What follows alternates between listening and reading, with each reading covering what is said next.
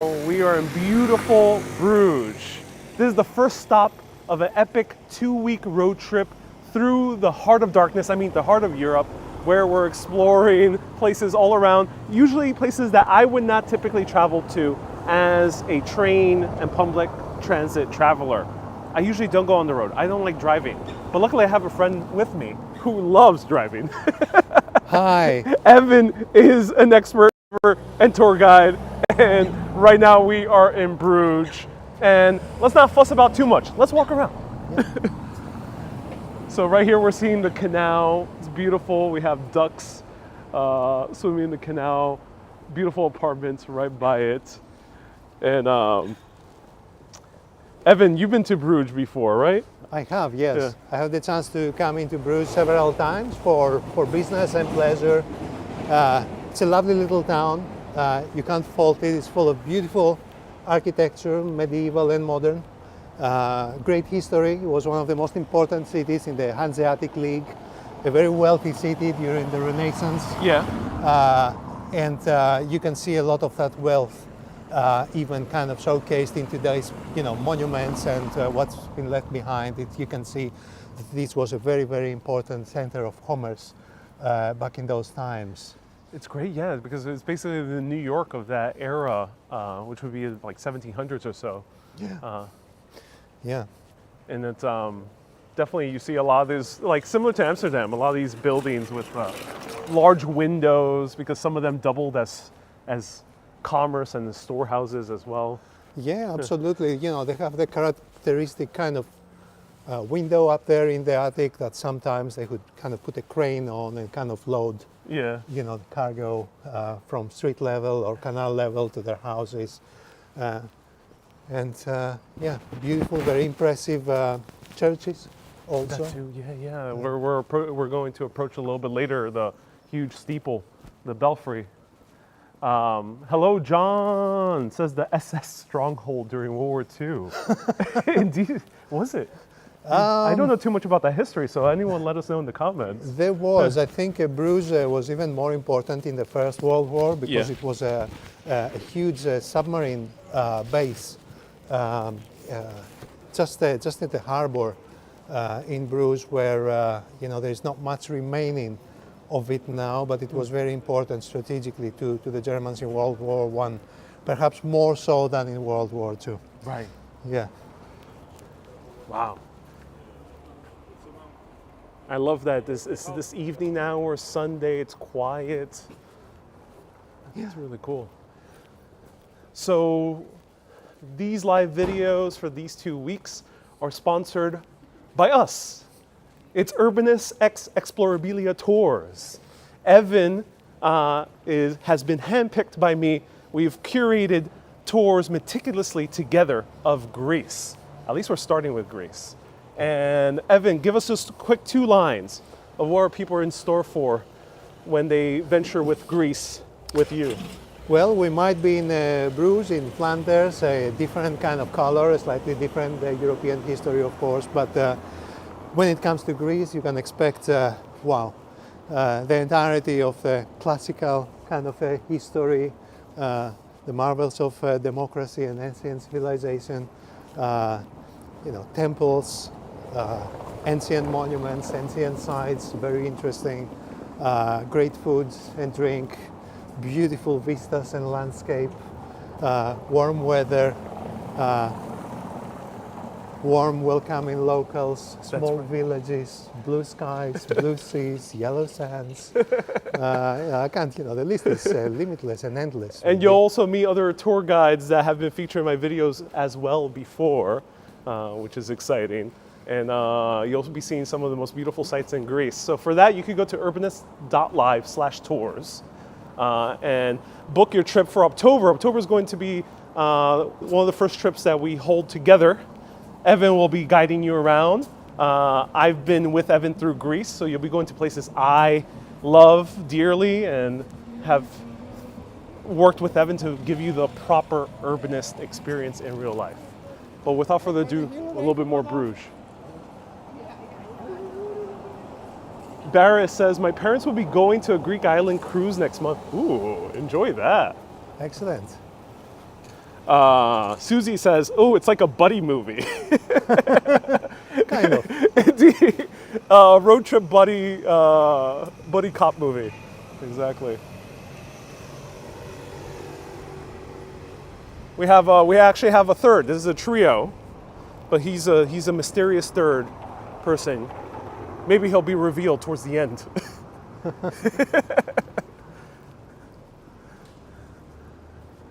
Oh, this is gorgeous. I tend to believe that this is, I think this is the opera of Bruges, but I'm not 100% sure, but I think it is. Well, judging by this costume, I think you're right.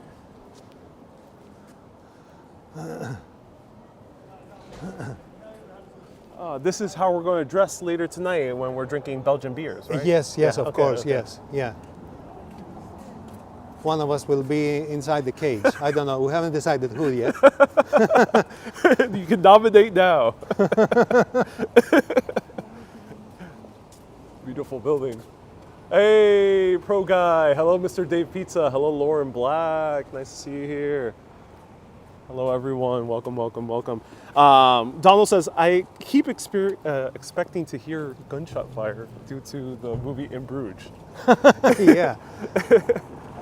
Yeah, it is a very popular movie. I think we watched it. We like it very much. And just walking around Bruges, bring back all the memories and all the sites and locations from the film, not least the Belfry, towards where we're walking to now. Yeah. Did you see the movie before coming here, or did you come here before the movie? I actually saw the movie before visiting Bruges for the first time. Likewise, same thing with me. Yeah. Was it a surreal experience? It is in a way, although in the movie, it describes kind of Bruges as a much more kind of dark and foreboding, mysterious, foggy, snowy place. Yeah. But in actual reality, Bruges is very pleasant, vibrant, quite, it's a bit touristy, isn't it, as well? In a beautiful, in a nice way. In a nice way, yeah. Very upmarket, too. It's totally, the entire town is geared towards tourism. It's similar to Venice in that regard. I think so, yeah. Or like a Mykonos in Greece. What time is it right now, people are asking? It's 5:45 in the afternoon. Yeah, that's why our sunsets are much later than New York City, because we're much higher latitude. So about 5:45. Hello, Nicole. Hello, everyone. Did you go by plane from London to Bruges? Yes. So how did we get here? This is a great question. So we're doing a road trip. We're going by car for 2 weeks, all throughout Europe. Stay tuned as to the places we go to. By the end, I'll recap where we visited. But how did we get here? Right. So, we set out from London. I mean, the original idea was to fly somewhere and hire a car and go to places or train about. But we thought it would be much cooler and interesting if we just go on the road with our car, so we can stop at many more interesting places along the way and visit more sites and locations and see what surprises we might find along the road. So we took the train. We started from London and we drove down to Folkestone, Kent, where we boarded with our car the so-called Le Shuttle, which is like a train which can carry your car across, underneath the English Channel. Exactly, yeah. From Kent all the way to here to Calais. To Calais in France. Yes. Yeah. So we were underwater for 35 minutes with our car, although it didn't feel much like it. It was quite quick, actually. This train kind of goes really, really fast, maybe a couple of hundred miles per hour. 35 minutes around there it took us. Yeah. To go from one side of the channel to the other. It was very quick. Yeah. And very easy, actually. I was surprised how kind of easy the process was. It was fast. Very easy, very safe. We got our passports checked on the British side. Yeah.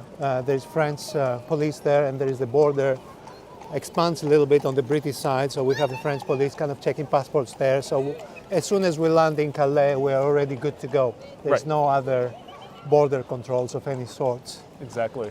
Yeah, and as we travel around Europe, of course, because the way things are here, we'll just be crossing borders, but no one will stop us or check our passports.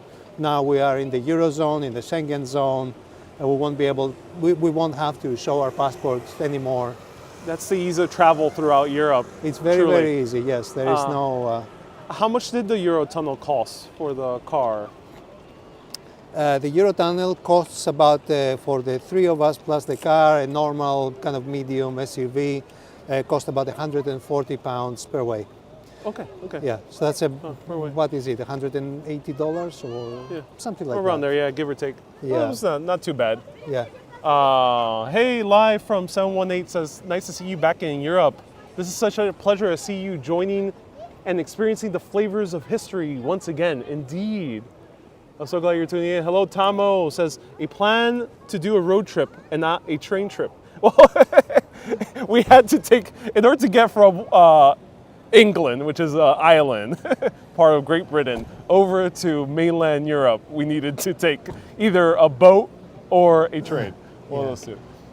Lauren, nice to see you here. And then Susie says, who's paying for gas?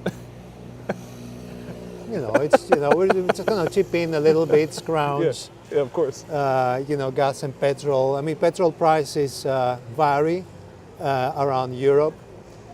So we have planned kind of to fill up in countries where petrol is generally cheaper. Also, you're strategizing for that. Yes, I mean, you have to, because we will do maybe 3,000 to 4,000 miles kind of round trip. So it's cheaper to fill up in Poland, for example, than Belgium. Yeah. So we might just try and do that, see how far we can go on a kind of well-priced kind of tank of petrol. Yeah. I see. Let's walk around. I'll show people the buildings, and then we'll end at the Belfry. Yeah. So this is a short stop for us because we gotta get going to our next stop. Maybe you'll see it as well.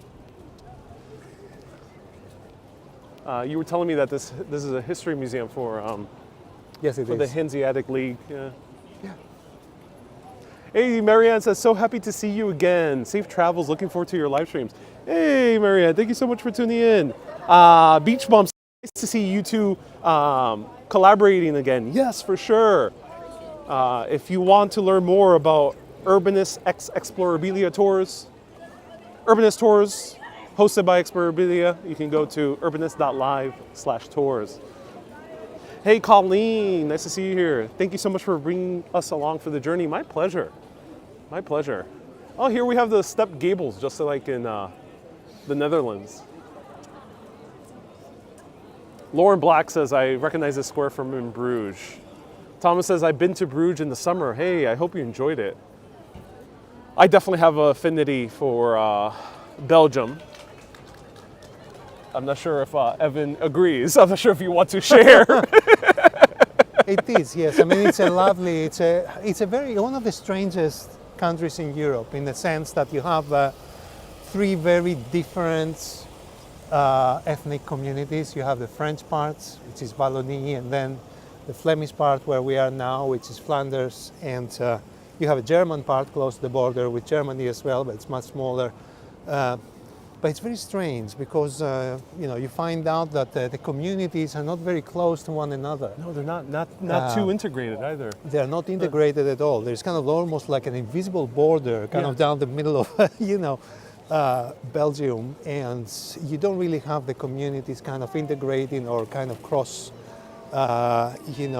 interacting. They have their own governments, locally, their own regions. There are parts of Belgium, such as in Brussels. I was, recalling the other day that you can park your car on one side of the road and you get ticket machine that says Wallonie, French, and then if you park it across the road, then, this is where the border is, invisible border, and it's a ticket machine saying Flanders. And, it's all very, very strange, very multicultural as well, especially when you get, to the capital and the biggest centers. Two different main languages as well. Yes. You have French and you have Flemish, which is a variation of Dutch. Such is the kind of lack of cooperation Yeah. sometimes and understanding between the communities that Belgium famously, a few years back, was left ungoverned for almost 2.5 years. Yeah. Because the election was so undecided, where they just no one could form a government. So they kind of kept going for 2.5 years without any kind of party, without a prime minister and without, a council of ministers and government. So it's quite funny how they managed to keep going like that. I heard about that. I heard that one side tends to always vote one way and the other side always votes the opposite way on purpose. Yeah. And it's divided by those cultural lines. Yeah, quite distinctively, yes, yeah. So that's why it's hard to connect, you found, with locals. Sometimes, yes. I mean, it's just each kind of special to each particular person. But, you have, for example, sometimes I found, at least in my experience here, that it's hard but not impossible to gain someone's trust locally, so they open up and they're more friendly and welcoming, maybe open their home to you, etc. And where I come from, it's totally different. It can be a complete stranger. The first and most natural reaction is to just say, hi, oh, did you come from all this kind of so far away? Please come to my home and let's have a meal and enjoy a drink. And although they don't know you, they assume the best for you. Right. Whereas here, it's just, the complete opposite. They're very kind of, buttoned up, so to speak, until they get to know you. I have to say, I've made they don't care where you're from. They only care where they're from. I think so. I'm of course generalizing, but we're just this is just very kind of silly, stereotypical kind of analysis of what, it's probably not exactly like this, but it's just my impression. Right. That it takes a bit of time and a bit of work, patience for the Flemish to open up and welcome you, just like everyone else. And I think there's a testament to their hospitality that this city is so popular with visitors and tourists. Surely, for decades. There is an element of warm Flemish hospitality somewhere out there. And live from 718, who's I think Greek, live from 718. Thank you so much for. He's asking what type of architecture is this? I don't know the name. Do you happen to know the name? I'm not quite sure, but this is typical maybe 17th and 18th century kind of terraced house. And I think it's around that time that in Europe predominantly architects and urban planners begin to build houses and neighborhoods based on a template, on some sort of kind of urban plan, coherent urban plan. And of course we have, this is the Dutch style, very prevalent so you in see Flanders. those stepped roofs, and that's very typical all throughout the Netherlands and this part of Belgium, the Flemish part. Very much so, yeah. It's very stereotypical.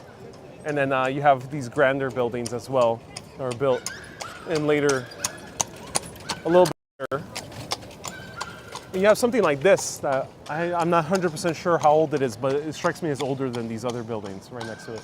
Yeah, this is probably, maybe, very ostentatious Baroque or Rococo architecture, very kind of ornamental, showcasing the power and wealth of the city. I believe this is what you know. It is the town hall,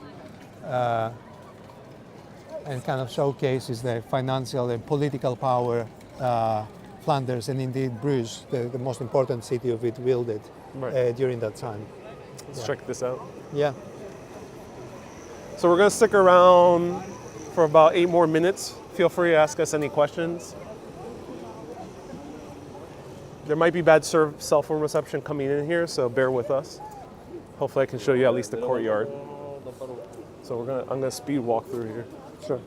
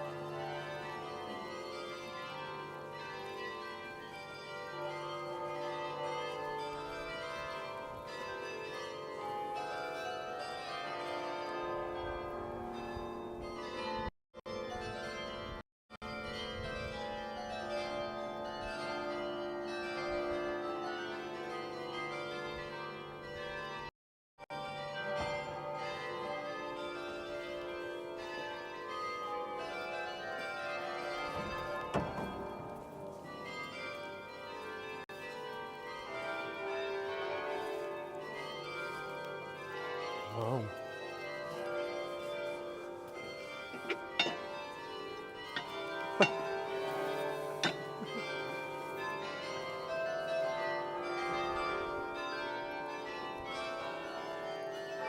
Beautiful music coming from the belfry right over here.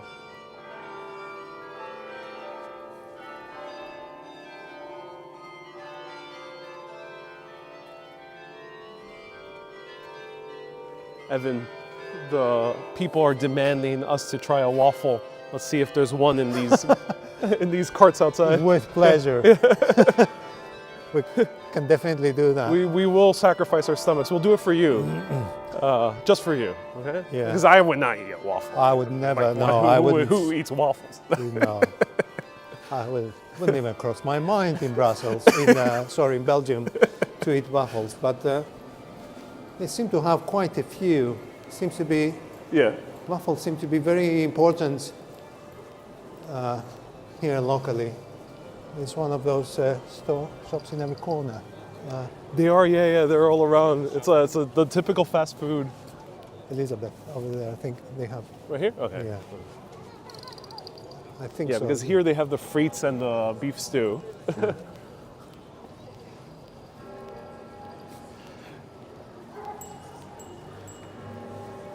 You could give heads up to Darman that we're already been going in the direction. Yeah.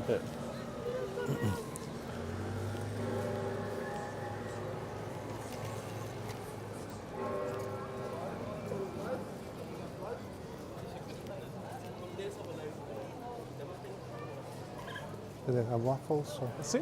chocolates?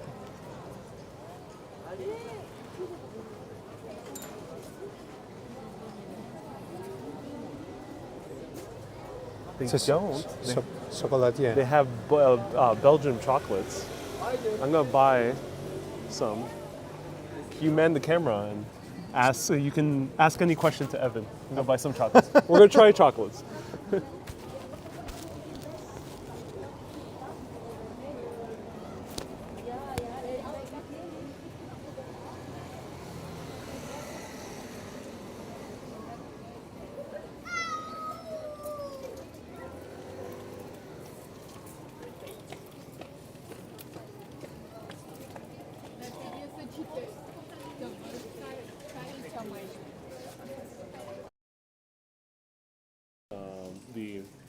Fortunately, these pigs fly.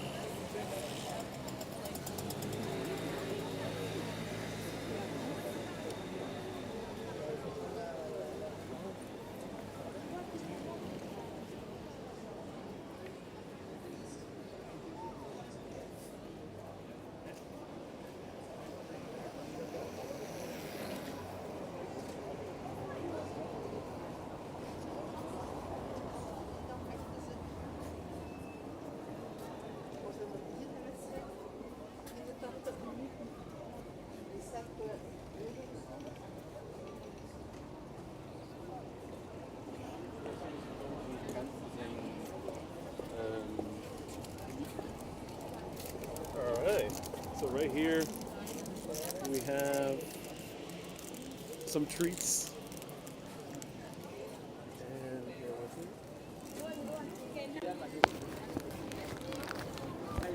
let's see. All right, let's try this out. So finding a waffle at this time, I'm not crazy optimistic.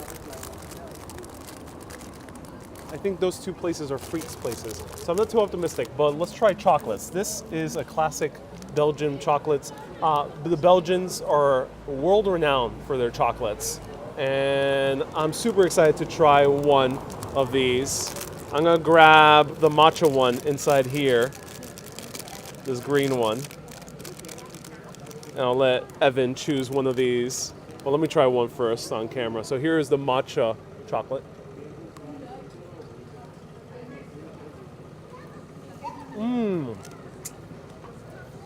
Oh, wow. Nice, good matcha taste. Great chocolate, nice and creamy. Oh, that's so delicious.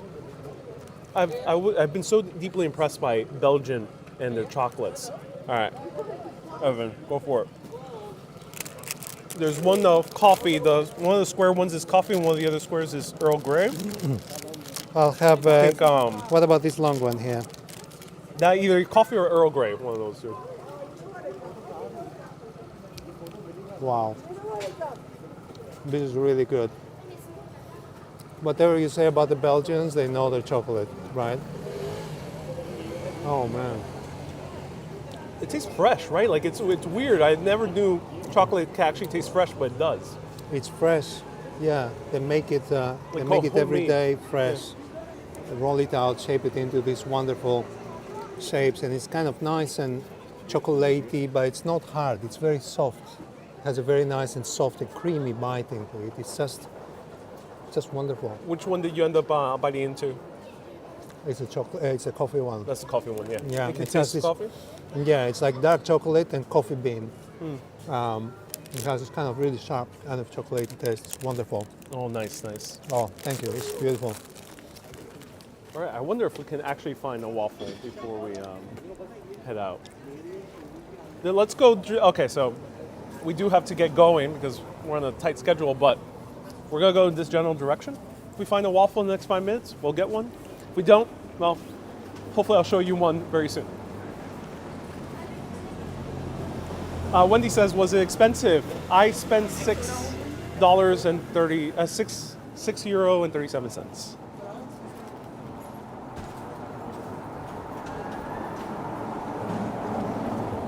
Nicole says, go find a beer. I think I'll have a beer tonight.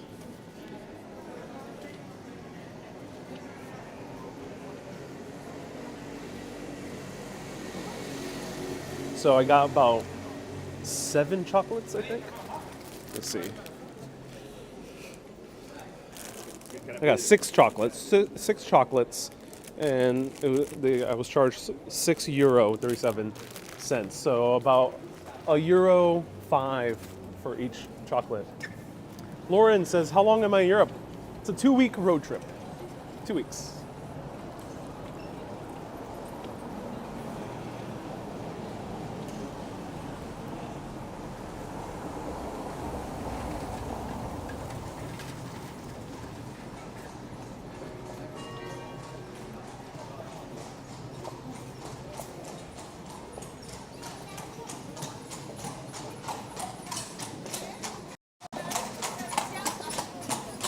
Thomas says the city isn't so busy today. It is Sunday, and in Dutch at least, Sundays are quieter. So I assume the Flemish are similar. I think that might be one of the reasons. And it's already getting a bit late, and this is a very touristy town. So I think a Sunday night isn't going to be peak hours in general.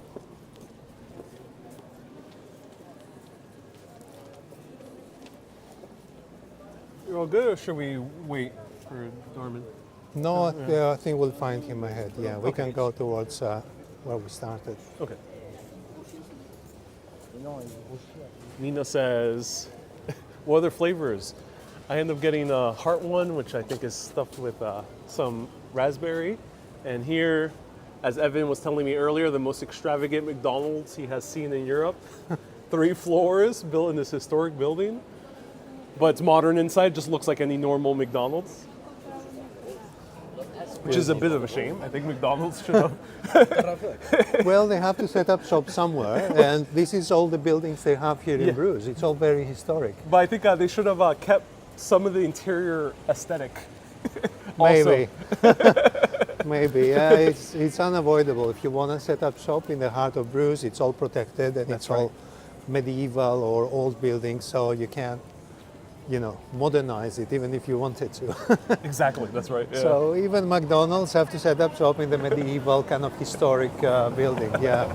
Hey, McDonald's needs business too. Yeah. They have to. Tomo says Ghent is fantastic. I haven't been to Ghent. I haven't been to Ghent or haven't been to Antwerp. Okay, there's some music here, but I want to get a waffle. Evan, can you buy 2 large waffles right here at this stand? Yes. Yeah, I'll give you. Wait, I'll give you cash. Yeah, got sure. it? Okay. No worry. All right, It's cool. on me. All right, cool. So Evan's gonna grab 2 large waffles right over here to end this broadcast. I'm gonna move a little bit further down away from the music.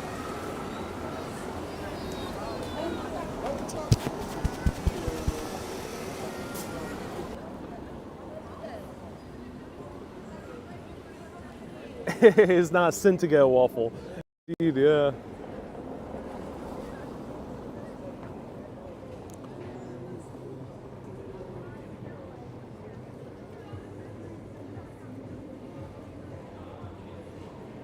Susie said, "I have McWaffles here."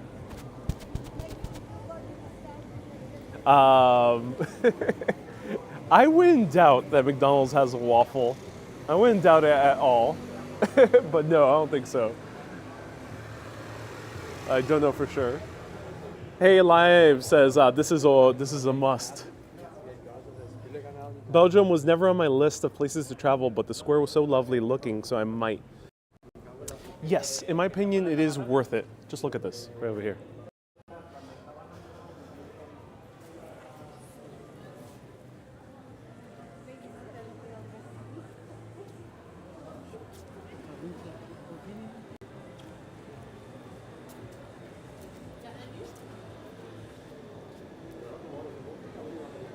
Hello, Nina.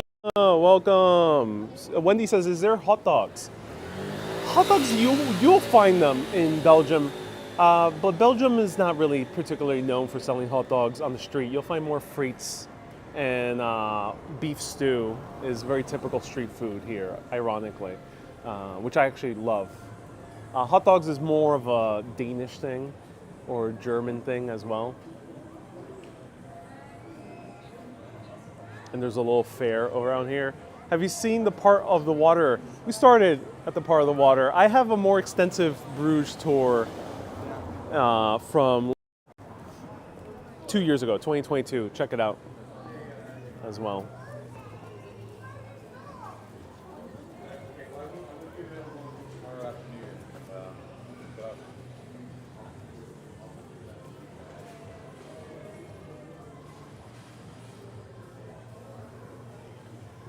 Truth says, are Belgian people open to other cultures? I don't really know for sure.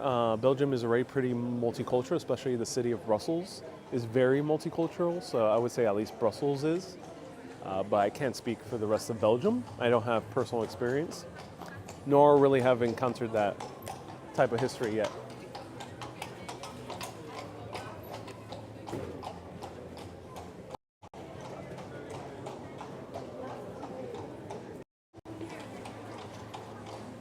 All right. I love the horses that pass through here. And some of them go very fast, these horse tours. Wendy says, where I stayed in London, was it nice? It was. I stayed in a hotel. I'll be posting a hotel video very soon, so stay tuned.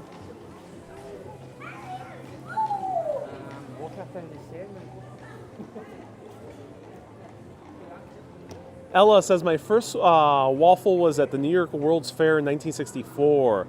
Oh, they're so good. Oh yeah, I can imagine.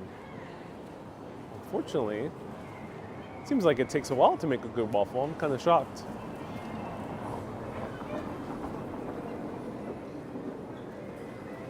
Not sure why it's taking so long. Maybe Evan ended up getting a fresh waffle as opposed to a large waffle.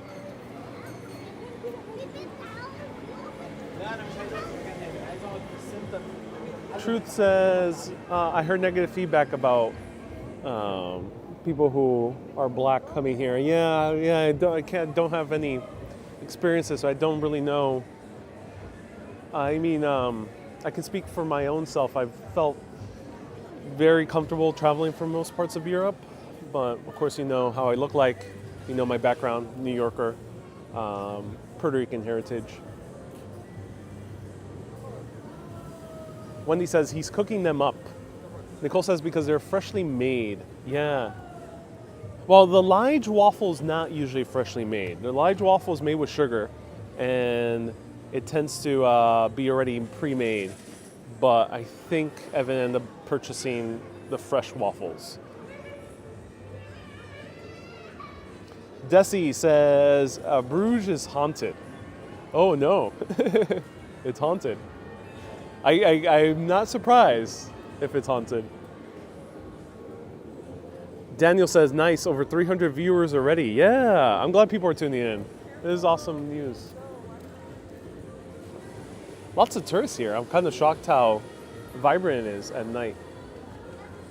All right.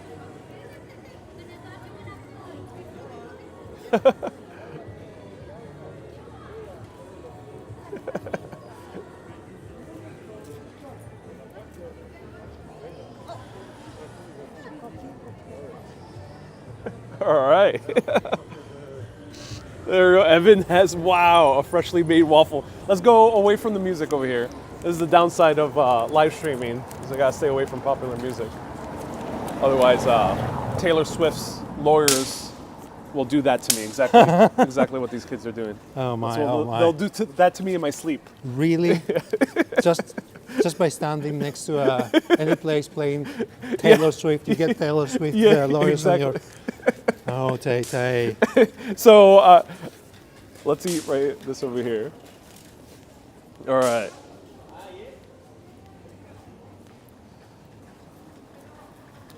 Bear with me. Hold this for 1 second. All right.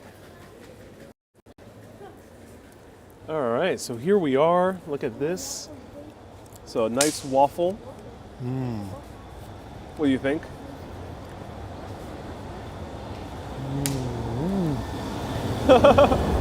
It's good, nice and fresh, right? Mind blown. Yeah. All right, if you can hold the camera so I can try it out. Thank you so much. All right, so here we're gonna try a nice freshly made waffle with some chocolate and powdered sugar. And I'm super excited for this, actually. It looks great. I appreciate that this waffle is made fresh.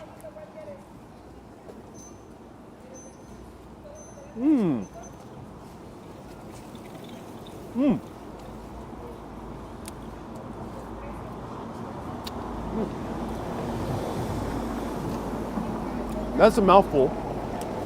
But Very rich. great chocolate, actually. I love the actual waffle itself. I mean, the Belgians already know how to make chocolate, so I'm glad. But the waffle itself is so delicious, so soft, so creamy. Not too sugary, which I like. Oh, this is great. This is a great waffle. Highly recommend getting yourself a treat like this. One more bite. Everyone, thank you so much for tuning in. Go to urbanist.live/tours to learn more about the tours that Evan will be hosting throughout Greece, so you can have the Urbanist experience in real life. Oh, wow.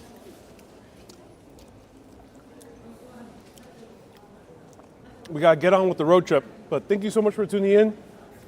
Evan, thank you so much for showing me Bruges already for like the third time I've been here. But I'm so happy that we were able to stop. And stay curious, my friends. Keep being awesome and always keep on exploring. You can wave goodbye. Bye-bye.